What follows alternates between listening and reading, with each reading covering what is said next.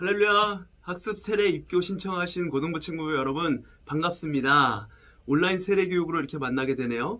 온라인 세례 교육은 오늘 그리고 다음 주 이렇게 두 번의 강의를 진행을 하고 마지막 셋째 주에는 학습 세례 문답을 목사님과 함께 풀어보는 시간을 가질 거예요. 집에서 이렇게 주고서 풀어오라고 하면 여러분들 잘 안 풀으니까 같이 풀어보는 시간을 갖도록 하겠습니다.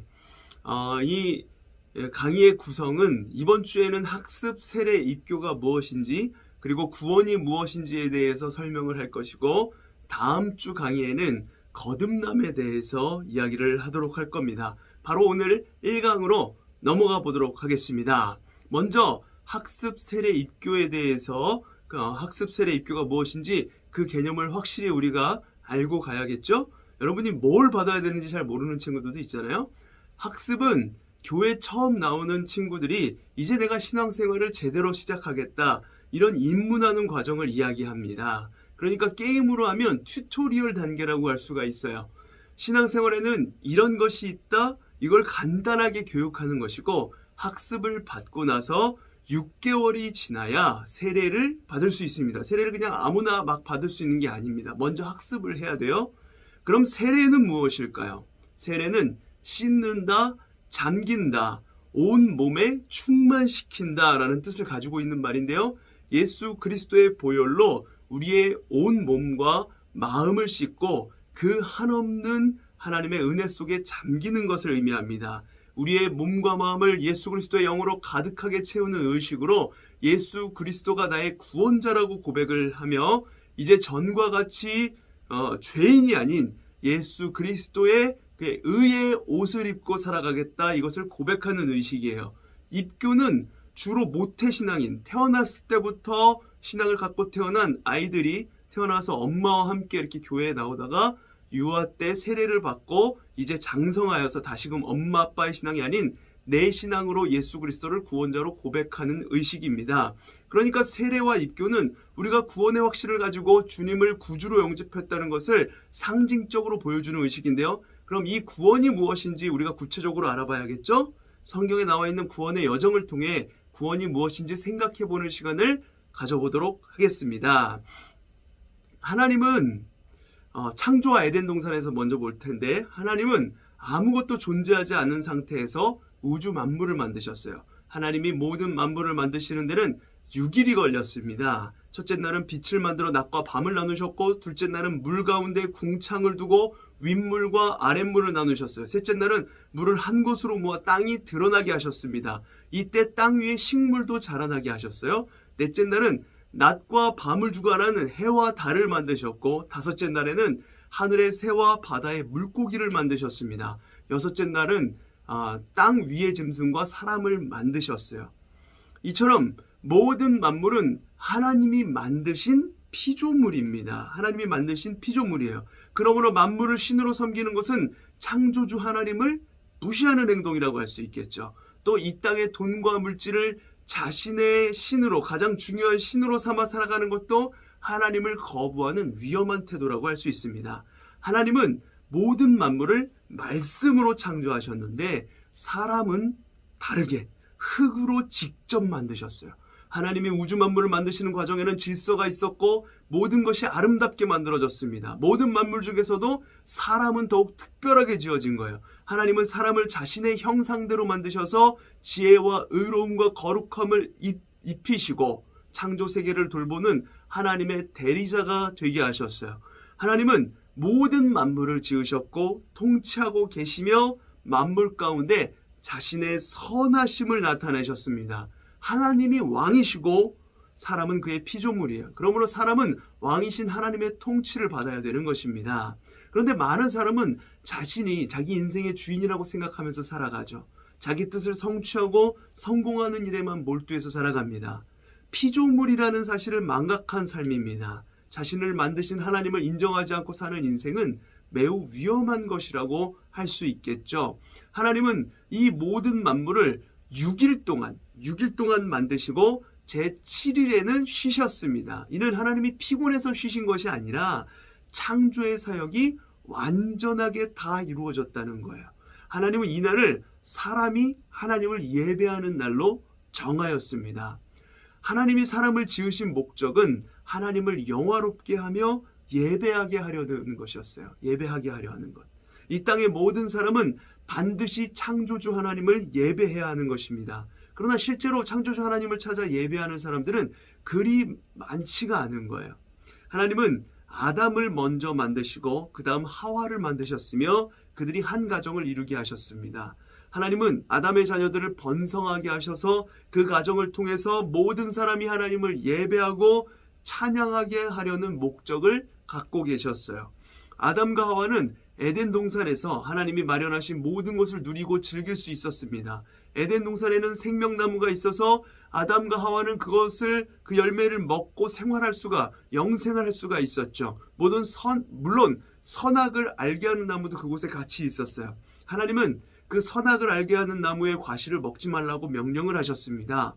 그들이 창조주이신 하나님께 항상 순종해야 하는 피조물이라는 사실을 기억하게 하려는 것이었죠. 한편 하나님은 아담이 기꺼이 순종할 수 있도록 자유롭게 그것을 선택할 수 있는 자유의지를 주셨고 그와 함께 의로움, 거룩함, 지식을 아담에게 주셨어요. 아담과 하와는 하나님이 선악을 알게 하는 나무를 만드신 것에 대해 회의를 느끼거나 의심을 품지 않았습니다. 그 나무를 볼 때마다 하나님께 순종하는 것이 당연하다고 느꼈었죠. 하나님을 사랑하는 가운데 계명을 지켜야 한다는 그 열정이 생겼어요. 아담과 하와는 선악을 알게 하는 나무의 과실을 먹으면 반드시 죽을 것이라는 하나님의 경고도 이미 들었습니다. 그들은 살아계신 하나님의 말씀을 지키는 것이 얼마나 중요한지 알고 있었던 거예요. 하나님은 아담과 하와에게 자유의지와 함께 자유롭게 선택할 수 있는 그 의지와 함께 지혜, 거룩함, 의로움을 주셨기 때문에 스스로 자발적으로 순종하도록 하셨고 그렇게 순종하는 것이 어렵고 힘든 일도 아니었습니다. 아담과 하와는 하나님께 자발적으로 순종하였고 하나님이 주신 모든 것을 누리면서 하나님을 찬양했어요. 그런데 이제 타락과 인류의 모습에 대해서 나옵니다. 하나님은 모든 만물을 질서 있고 조화롭게 창조하셨어요. 특히 사람에게는 하나님을 대표해서 만물을 다스릴 수 있는 특권을 허락하셨습니다. 그러나 사람은 하나님의 계명을 어기고 죄를 짓게 됩니다. 하나님이 먹지 말라고 하신 선악을 알게 하는 나무, 선악과를 따먹었기 때문입니다. 선악과 열매를. 아담의 아내인 하와를 유혹한 것은 뱀의 모습으로 나타난 마귀였습니다. 마귀는 하와에게 하나님의 말씀을 부정하게 하고 교만한 마음을 부추겨서 하나님의 계명을 어기게 했어요. 하와는 선악과를 먹고 나서 남편 아담에게도 주어서 아담도 같은 죄에 빠지게 만들었습니다. 아담과 하와가 하나님의 계명을 어긴 것은 하나님의 통치를 받지 않겠다는 것과 다름이 없었습니다. 내가 나의 주인이 되어서 하나님과는 이제 관계없이 살아가겠다라는 선언이었던 거예요. 죄가 바로 이런 거예요. 아담과 하와가 하나님의 계명을 어김으로써 인류에게 죄와 죽음이 들어왔습니다. 아담의 죄는 모든 인류에게 똑같이 들어오게 된 거예요. 그 결과 사람은 태어나면서부터 죄 가운데 살아가게 되었어요. 사람에게 일어나는 모든 비참한 현상은 아담의 죄에서부터 시작된 것입니다. 하나님은 아담과 하와에게 계명을 어기면 반드시 죽는다라고 경고하셨어요. 그러나 그들이 계명을 어기고 죄를 지었을 때 하나님은 곧바로 심판하지 않으셨습니다. 오히려 죄를 짓고 부끄러워 숨어있는 그들을 찾아가셨어요. 그들의 죄를 낱낱이 드러내고 회개하게 하나님께 다시 돌이키게 하기 위해서였습니다. 더 나아가 죄를 지은 그들에게 하나님과 다시 화목할 수 있는 그 기회를 알려주시는 것이었어요. 죄를 범한 사람은 거룩하신 하나님께 나아갈 수 없기 때문입니다. 아담의 죄는 그에게 있는 하나님의 형상에 심한 손상을 입혔어요. 하나님의 형상으로 만들어진 인간에게 심한 손상이 왔습니다. 하나님이 그에게 주신 지식, 의로움, 거룩함 이것을 잃어버리고 말았어요. 사탄의 거짓말에 속아서 죄를 지은 후에 그는 죄의 종이 되었고 어둠의 세력에 지배를 받게 되었습니다. 아담과 하와는 죄를 지은 뒤에 수치심을 느끼는 가운데 하나님의 임재를, 하나님을 만나는 것을 두려워하게 되었어요. 자신들이 죄로 더럽혀져 있었기 때문에 거룩하신 하나님 앞에 나설기가 부끄러웠던 겁니다. 하나님이 그들의 죄를 책망하기 위해서 그들을 찾으셨을 때 두 사람은 숨어 있었죠. 아담은 죄를 지은 이후에 하나님을 피해서 어둠 속에 있는 것을 더 좋아하게 되었습니다. 아담이 죄를 지은 후에 그의 이해력은 어두워졌어요. 지혜가 사라진 거예요. 하나님의 선하심과 거룩하심을 지각하는 그 능력도 잃어버리게 되었으며 어리석은 일을 하게 되었어요. 진리보다는 거짓을 믿게 되었고 죄에 대해 경고음을 울려야 할 양심은 재기능을 하지 못하게 되었습니다. 자유의지는 죄의 노예가 되어서 죄의 유혹을 받으면 곧바로 죄를 위해 달려가게 되었어요. 그의 마음은 거룩한 것을 싫어하게 되었으며 더럽고 추악한 것들을 좋아하게 되었습니다. 이러한 아담의 원죄는 후손들에게, 우리들에게 그대로 전해져서 아담의 후손인 모든 인류가 바로 이 죄 가운데, 죄의 욕망 가운데 살게 되었습니다. 그래서 사람들은 더 이상 하나님을 찾지 않게 되었어요. 하나님의 계명을 지킬 수도 없지만 지키려는 마음조차 사라진 겁니다. 사람들은 더욱 비참하게 죄를 지으면서도 하나님을 두려워하지 않게 된 거예요. 사람들은 지금도 어두움에 갇힌 채 권세 잡은 마귀의 조종을 받아 계속해서 죄를 짓고 살아갑니다. 그들의 마음과 의지는 완전히 죄의 종이 되어서 스스로 죄에서 돌이켜 하나님께로 나아갈 수 없게 된 거예요. 사탄 역시 사람들이 하나님께로 나아갈 마음을 갖지 못하도록 계속 죄를 짓게 만들고 있습니다. 사람들의 죄는 더욱더 극악해졌고 정욕과 쾌락에 깊이 빠져들게 된 것입니다. 자, 6번째 챕터 그리스도에 대해서 보겠습니다. 하나님은 아담과 하와를 창조하실 때 그들에게 스스로 하나님을 예배하고 순종할 수 있는 자유의지를 주셨다라고 얘기했죠. 하나님은 그들이 자유의지를 가지고 하나님을 대적하여 죄를 지을 가능성, 이 사람들이 죄를 지을 것도 알고 계셨습니다. 따라서 하나님 아버지와 그리스도는 아담과 하와가 타락할 경우에 인류 가운데 택한 자들을 구원하시려는 방안을 이미 창세 전부터 가지고 계셨어요. 하나님 아버지와 그리스도는 택한 자들을 구원할 방법을 서로 약속하셨습니다. 하나님은 아담이 타락했을 때 즉시 여자의 후손인 그리스도를 약속해 주셨어요. 아담은 오직 그리스도를 통해서 사탄과 죄의 종에서 벗어나며 죄에서 건짐을 받을 수 있었습니다. 죄를 지은 아담은 하나님이 약속하신 그리스도께, 예수께 의지해서 하나님께로 나아갈 수 있었어요. 오직 그리스도를 통해서만 하나님과 화목할 수 있기 때문입니다. 구약시대 하나님은 사람들에게 죄가 무엇인지 분명히 깨달을 수 있도록 하나님의 말씀, 율법을 주셨습니다. 계명을 주셨어요. 율법을 어기는 것이 죄이고 하나님을 대적하는 것이라는 것을 알려주셨죠. 또한 의식법을 주셔서 반드시 죄를 용서받아야 하나님께 나아갈 수 있다는 것을 가르쳤습니다.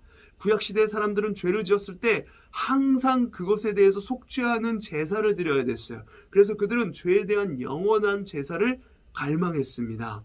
계속해서 예배드릴 때마다 양을 잡아가지고 거기에다가 죄를 전가시켜서 속죄를 했기 때문에 하나님은 그의 때가 찼을 때 약속하신 대로 그의 아들 그리스도를 이 땅에 보내주십니다. 택하신 백성을 죄에서 건져내시기 위해서였죠. 하나님이 택하신 백성들은 하나님께 반역하고 죄의 종이 된 상태에 있었습니다.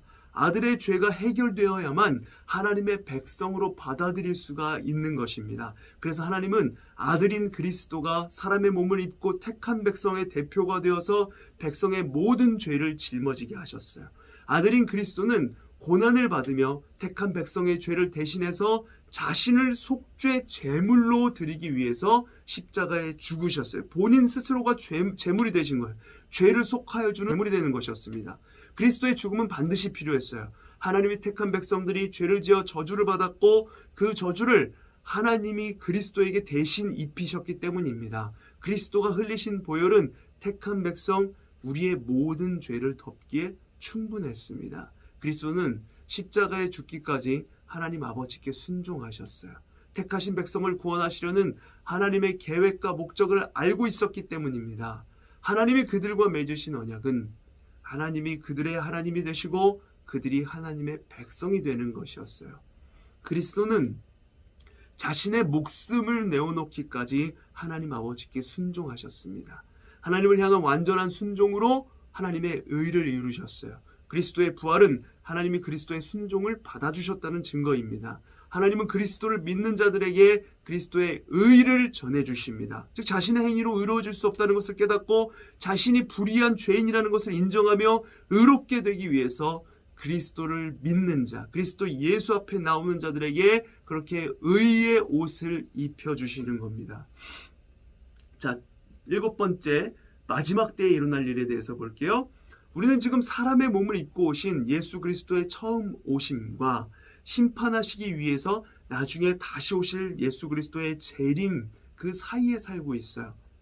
이 시기를 성경에서는 마지막 때라고 합니다. 지금 우리가 마지막 때를 살고 있는 거예요. 구원의 은혜가 열려있는 마지막 때라는 의미입니다. 그리스도는 하늘나라에 올라가셔서 하늘 보좌 우편에 앉아 계시고 하나님이 택하신 백성을 구원하는 일을 계속해서 하고 계십니다. 예수 그리스도가 하나님이 택하신 백성을 모두 구원하고 나면 세상을 심판하시기 위해서 이 땅에 반드시 다시 오실 거예요. 그리스도 예수께서 다시 오시기 전까지 그리스도인들은 이 세상에서 순례의 길을 가다가 죽음을 맞을 것입니다. 사람이 죽으면 몸과 영혼이 분리되어 몸은 땅에서 썩지만 영혼은 죽지 않습니다. 우리의 영혼은 하늘나라 천국에 이르게 됩니다. 그곳에서 그리스도의 영광을 보며 그를 찬양하게 될 거예요. 그리고 그리스도의 재림, 다시 오심을 기다리게 될 것입니다. 그리스도께서, 예수께서 다시 오실 때 이 세상에서 살고 있던 그리스도인들, 하나님을 믿는 자들은 부활한 상태로 변화됩니다. 이미 죽었던 영혼들도 부활의 몸을 다시 입을 거예요. 그리고 그리스도의 심판대 앞으로 나올 것입니다. 예수 그리스도는 경건한 자와 경건하지 못한 자들을 구별하여 나누실 거예요. 이때 하나님의 진정한 백성과 거짓 백성이 그 자리에서 드러나게 되는 것이죠. 예수 그리스도를 거부하고 하나님을 대적하는 자들에게는 영원한 형벌, 지옥 심판이 기다리게 될 것입니다. 반면 하나님을 신실하게 섬기고 죄와 싸워왔던 진정한 백성들은 하나님께 상을 받고 주가 마련해 놓으신 새하늘과 새 땅, 천국에 거주하게 될 거예요.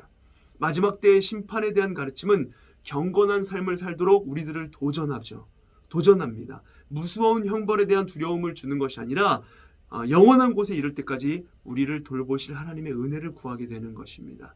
또한 자신을 신뢰하지 않으며 겸손하게 합니다. 스스로를 신뢰하지 않고. 마지막 날에 그리스도의 심판대 앞에 설 때 모든 것이 드러날 것이기 때문입니다. 그래서 지금 하나님 앞에 정직하게 살려고 애쓰게 되며 사람들을 대할 때도 정직하고 의로운 삶을 추구하게 되는 것이죠.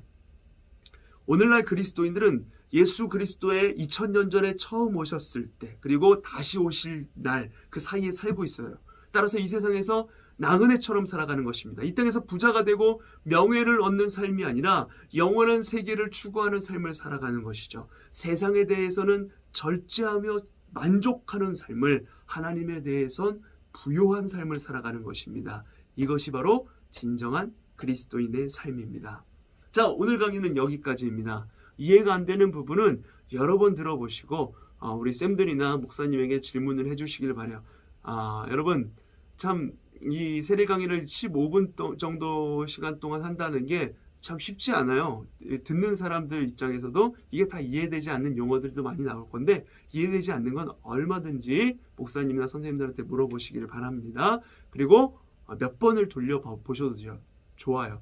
그리고 목사님이 지금 말을 되게 빨리 했는데 그거를 천천히 돌려봐도 이해하는 데 도움이 될 겁니다. 그러면 오늘 1강은 여기까지입니다. 자, 다음 주에 2강 거듭남으로 다시 돌아오도록 하겠습니다. 그럼 다음 주에 만나요.